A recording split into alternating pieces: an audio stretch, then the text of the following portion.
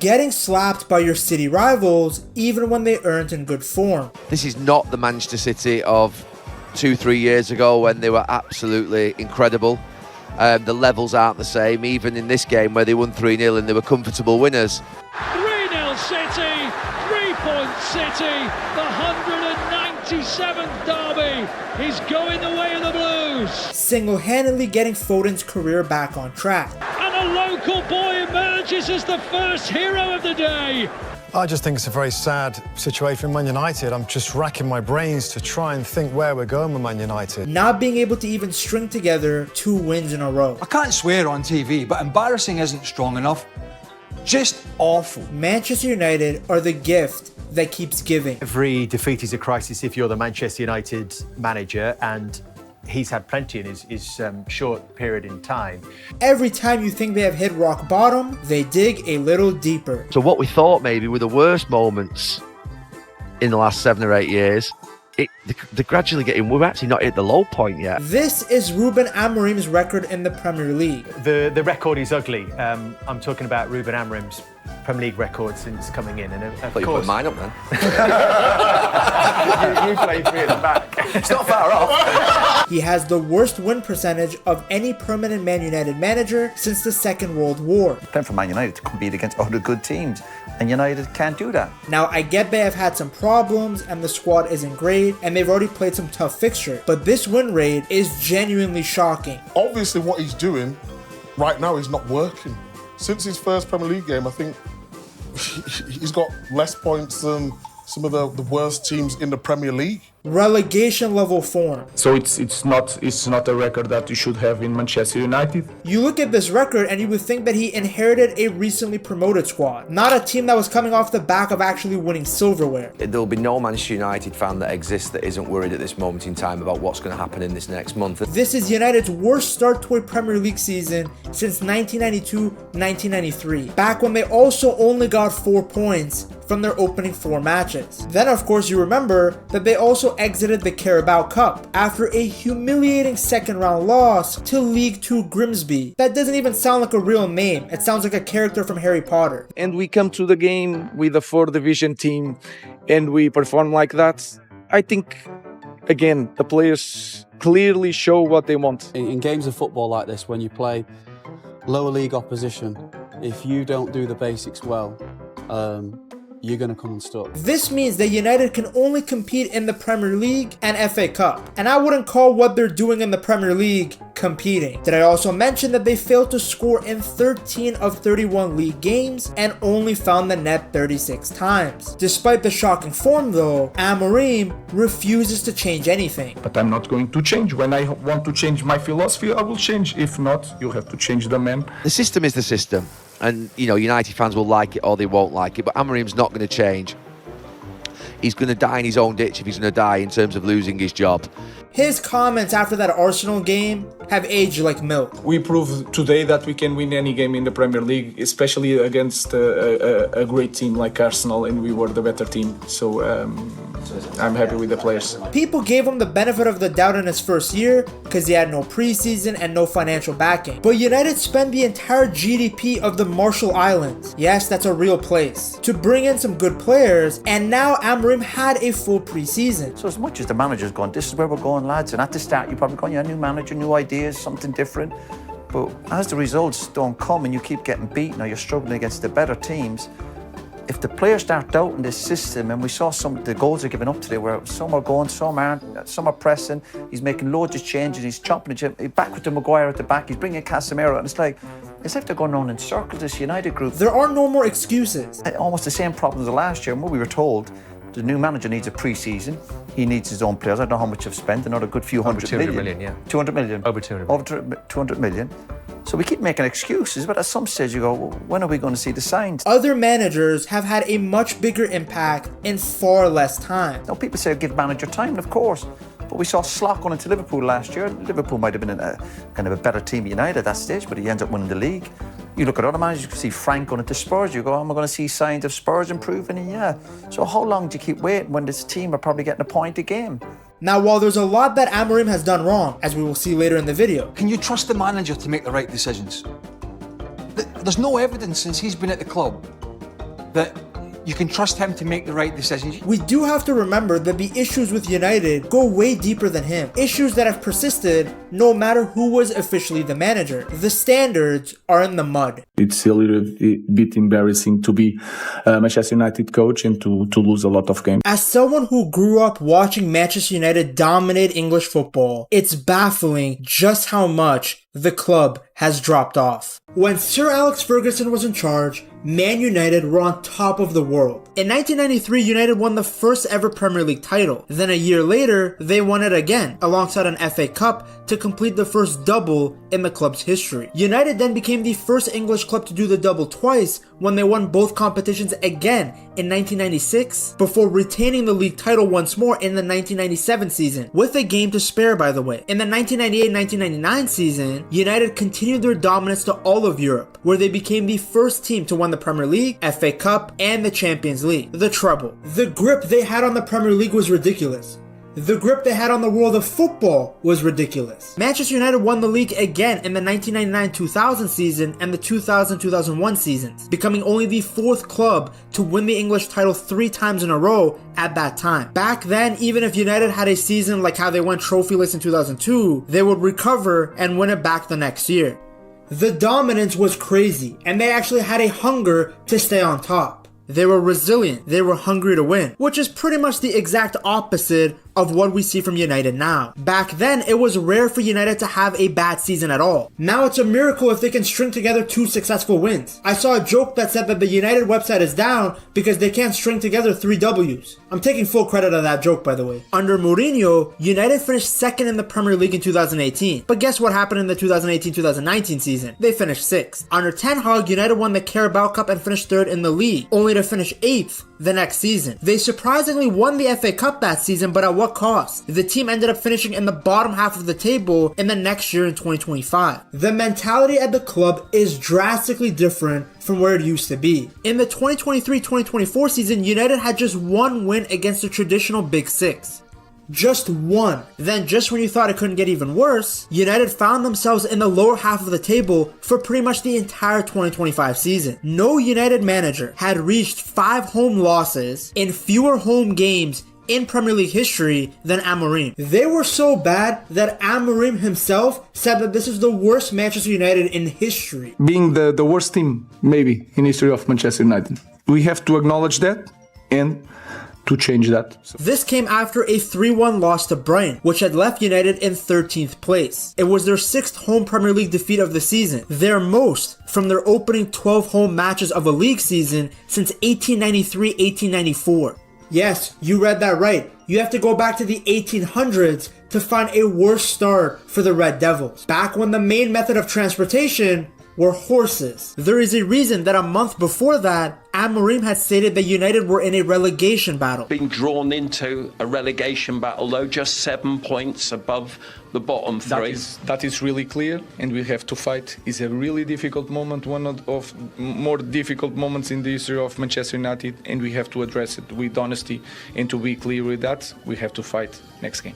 What's worse than the results is the performances. Sure, they can squeeze out some wins from a late winner, but they genuinely look like a championship side at times. United single-handedly reminded the footballing community what the term Olympico is. Had they not conceded 2 goals directly from a corner in the same week, with 2 different goalies, we would not have remembered that there is a term for scoring directly off a corner kick. What's the most concerning about United is they somehow keep getting worse. I think people expected a little bit of a new manager bounce when Amorim came in, and it looked like maybe it's starting after that win against City. But nope, every week is a new low point.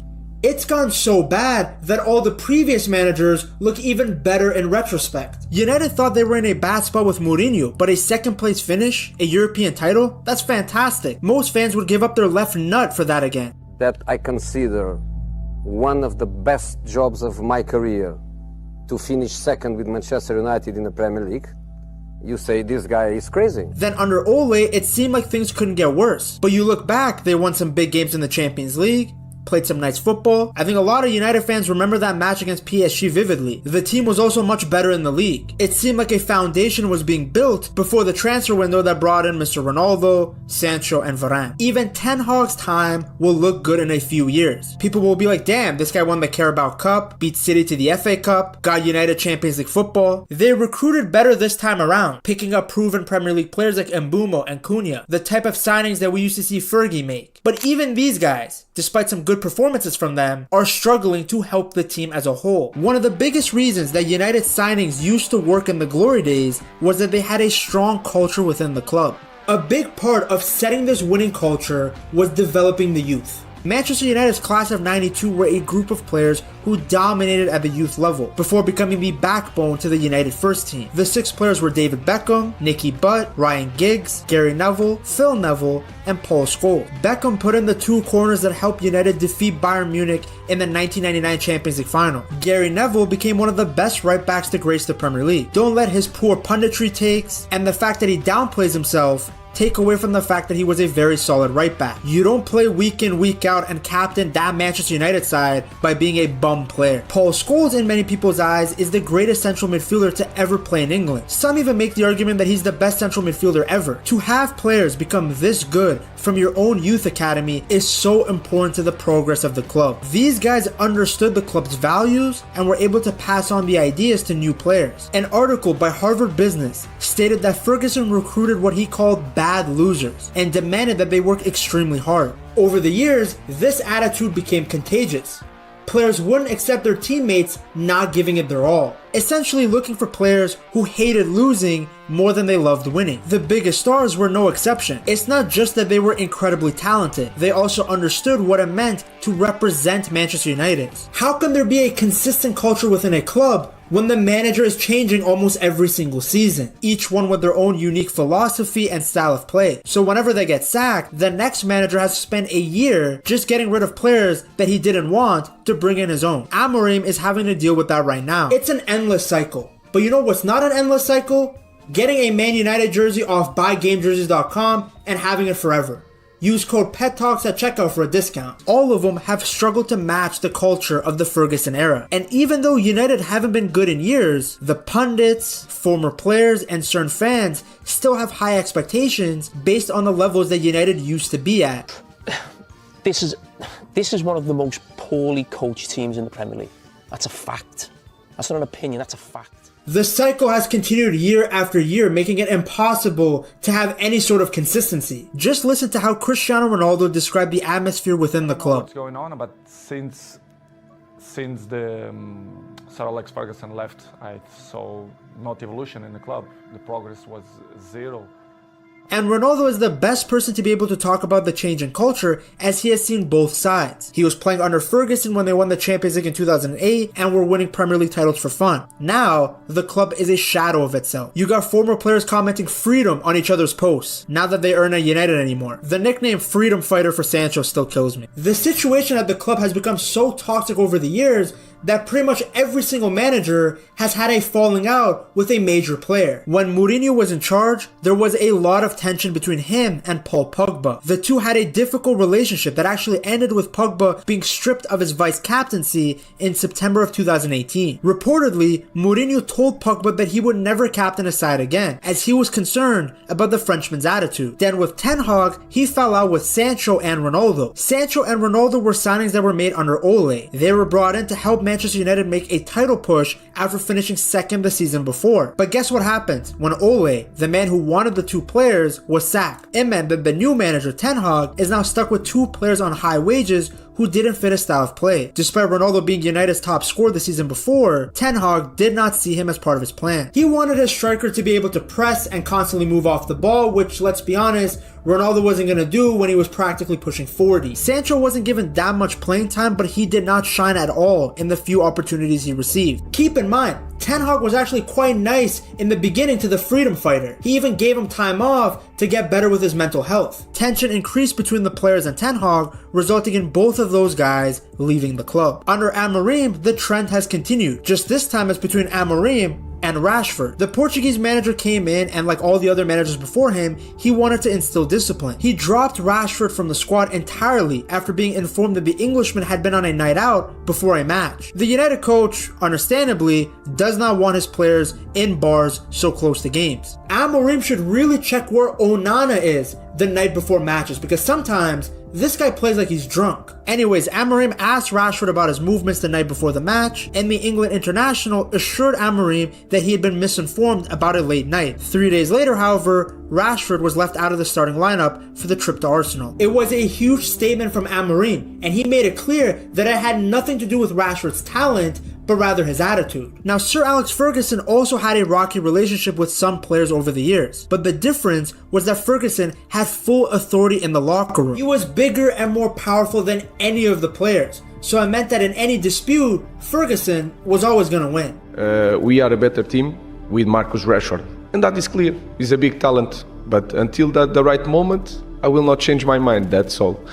And it's always the same answer. Nowadays, that sort of authority is not visible at all. The majority of players are prima donnas, and they know that if the manager doesn't like them, then all they have to do is wait it out, because there's a much higher likelihood that the manager gets sacked than the player being sold. Look at Sancho. He went out on loan to Chelsea, and then Ten Hag was sacked. Something like this would never happen at United under Sir Alex Ferguson. Number one, because Sir Alex Ferguson was the GOAT, but number two, the other players in the squad had too much respect for Sir Alex to let another player act up like that. It helped, of course, that United had leaders everywhere. Leaders who held other players accountable. That doesn't exist in the club anymore. Even the current captain has been criticized for his lack of leadership. When I listen to Bruno, now, and I've been harsh on Bruno, an amazing player, but I still have question marks about his leadership, even when I watched him there in the bigger picture, and he's doing his usual stuff. You could see in the 2025 season that even Amorim was shocked by how bad the team was. I think a lot of managers look at United from the outside and think that with some tweaks they can begin the rebuild. Or maybe many of them want to be known as the guy that returned United back to glory. Because to this day, I still don't understand why these guys come to a place that has become a graveyard for careers. Not just for players, but now for managers. Look at Amorim's reactions. He can't believe the stuff he's seeing. He can't believe how poor the quality is. The individual errors, many of them for no reason. Goals given away for free. Basic passes missed. He's gonna be bald as Ten Hag when it's all said and done. The poor guy came in with so much joy, and then each interview now, you see the energy draining from his eyes. Having said all of this, there are no excuses for Amorim anymore. I understood being lenient on him last year. He arrived with no preseason and no money invested